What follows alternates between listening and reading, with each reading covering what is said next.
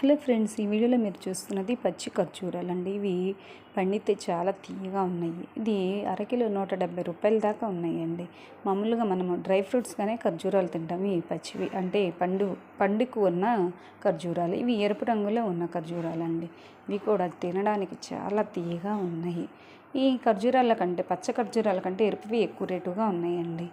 ఇవి చూడండి, బత్తాకాయలు చాలా తక్కువ రేట్లో అంటే 100కి 4 కిలోల దాకా ఇట్లా గోతాల్లో కట్టి అమ్మడం జరుగుతుంది. మామూలుగా ఈ కాలంలో బత్తాకాయలు తక్కువ రేటుకి వస్తూ ఉంటాయి. అయితే ఇది వానాకాలం కదండి, తక్కువ రేటుగా ఉన్నాయని తిన్నాము అంటే అయిపోయాము. ఏంది ముక్కుల్లో కారడం ఇట్లా జరుగుతుంది. ఈ సీజన్లో బత్తాకాయలు బాగా ఎక్కువగా వస్తాయి. చెప్పాను కదండి, 100కి 4 కిలోలు. మీ ఊర్లో ఏ విధంగా ఉన్నాయో కామెంట్ చేయండి. చూడండి, ఇక్కడ బండ్ల మీద గుప్పలకు బట్టి గోతాల్లో కట్టి ఉంచారు. ఈ విధంగా బత్తాకాయ ఉందండి. ఈ పండుని మీరు ఎప్పుడైనా చూసారండి?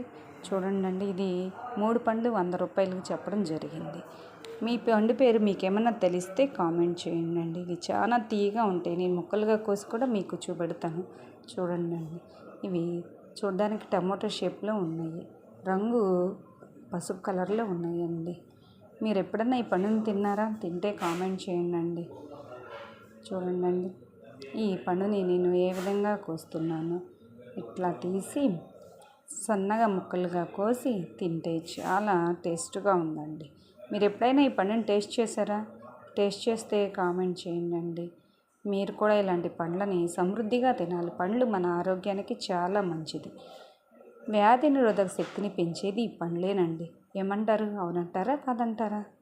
చూడండి, ఈ పండు పేరు ఏంటో మీకు తెలిస్తే కామెంట్ చేయండి. థ్యాంక్ యూ అండి. ఈ వీడియోని మీరు వీక్షించి సబ్స్క్రైబ్ చేసుకొని లైక్ చేయండి, సపోర్ట్ చేయండి. Thank you very